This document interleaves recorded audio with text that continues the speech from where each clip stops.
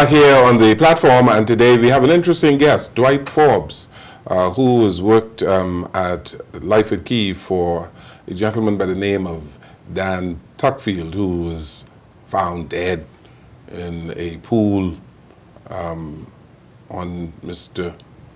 Louis Bacon's property some time ago. And Mr. Forbes has been hearing a whole lot of that was going on at Life at Key, and he thought that he would come and pay us a visit on the platform so that he can speak to the public and say exactly what he knew took place at Life at Key.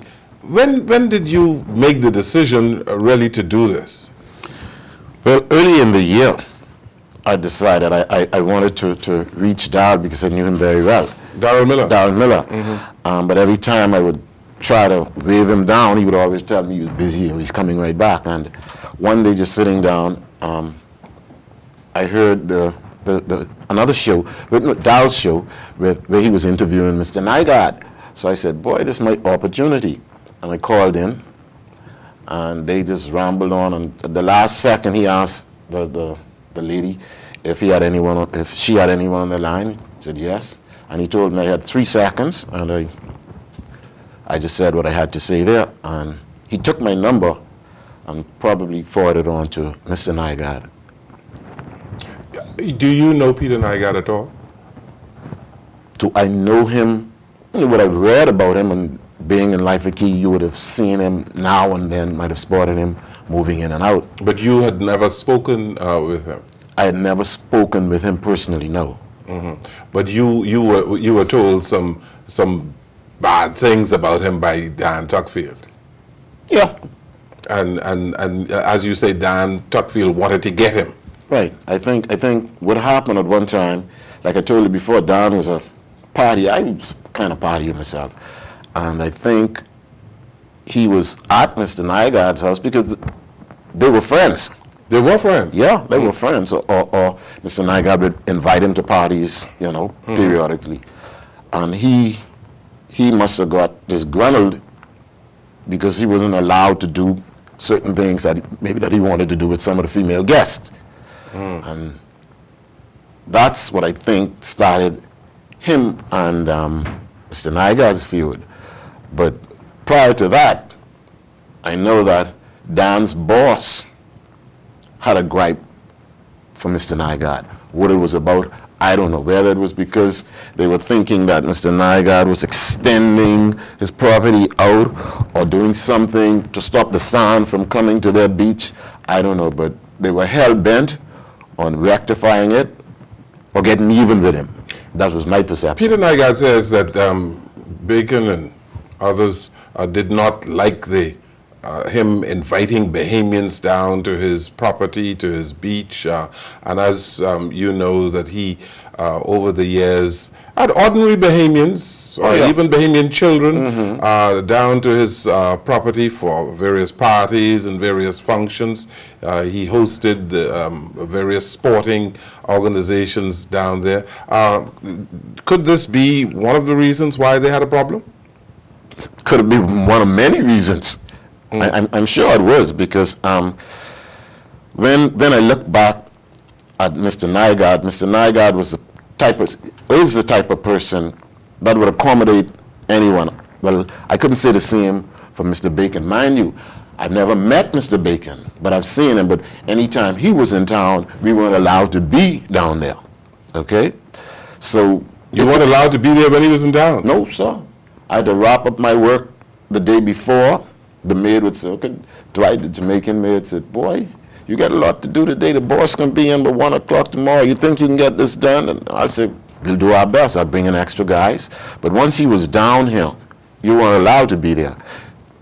And that would be one of the difference, I think, if you compare him. Well, there's no comparison, him to Nygard, okay? Because Nygard don't discriminate. His house is an open house. You'd see people in and out, and the man is cool, man.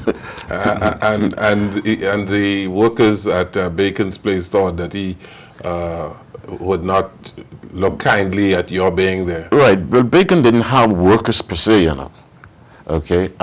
He had one maid and Dan. But Dan would engage other people to come and do work. Dan was like the boss. Okay. At first, I thought he was just one rich boy, life-key kid.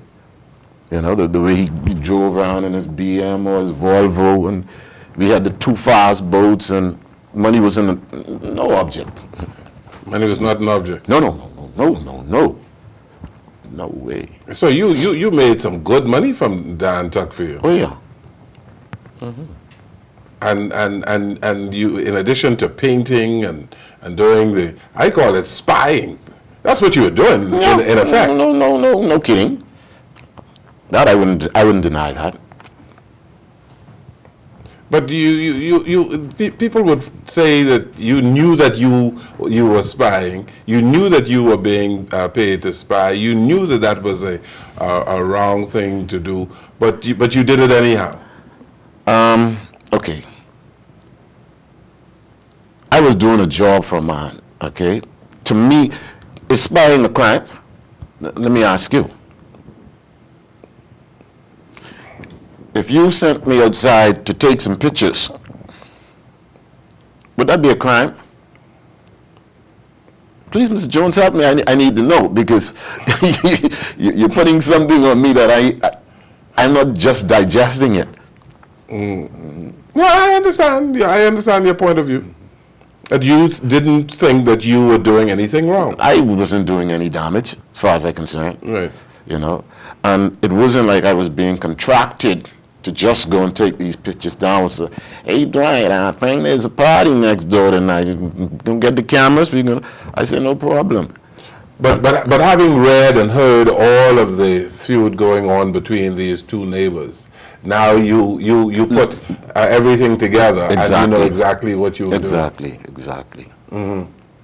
You said you never met Peter Nygard, but based on what you have heard now and what you have seen, you formed a view. Yeah, I know. I met him since the interview with Darrell.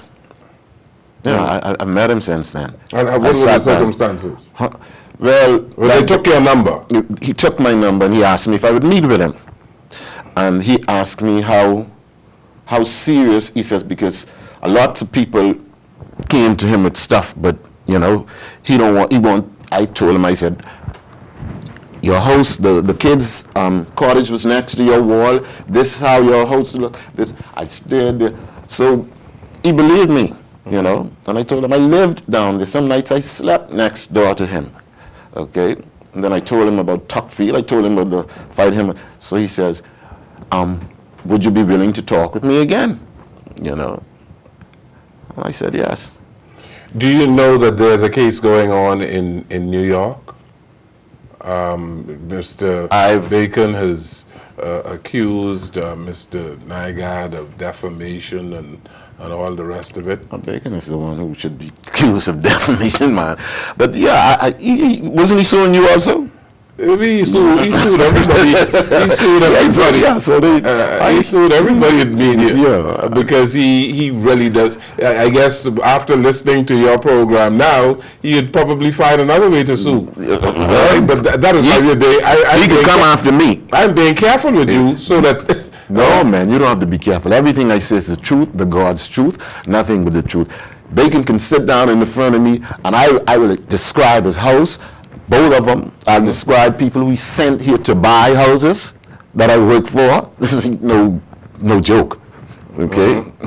So if he wants to come after me, he can come after me. You are prepared to testify on what you know? Hell yeah. Here in the Bahamas? Yes, man. Has anybody taken any deposition from you on for any case in the United States? Not that I know of, okay? But I know I was interviewed by a friend of Mr. Nygard, who told me that this could end up, you know, in a hearing someplace in the States. In a court of law. Right. Yes. But you are prepared to stand behind your word, Every and word to I say say. what you have done, Right. and to talk about your relationship with Dan Tuckfield, who was found dead in Mr. Bacon's pool. You are prepared to do that, Yes. and you've formed a view not only of Peter Nygard, but you've also formed a view of Louis Bacon as well. Sure. When you look in the papers every day and you have one side is just trying to pull the other side down while Mr. Nygard is trying to build us up, help us any way he could, and this man is trying to sue you, me, this one, and man, come on. It's easy to form an opinion there. Dwight Forbes, you've shared a lot of light on the feud that is going on. And there's more. There's more. There's more. You have more? Well, There's more. there's more. Okay. Well, I thank you so very much for coming here today. Thank you for having me. I wish that we are able to find you when we need you. Thank you. Thanks for having me. Thank you. Thank you for watching this segment of The Platform. Good evening.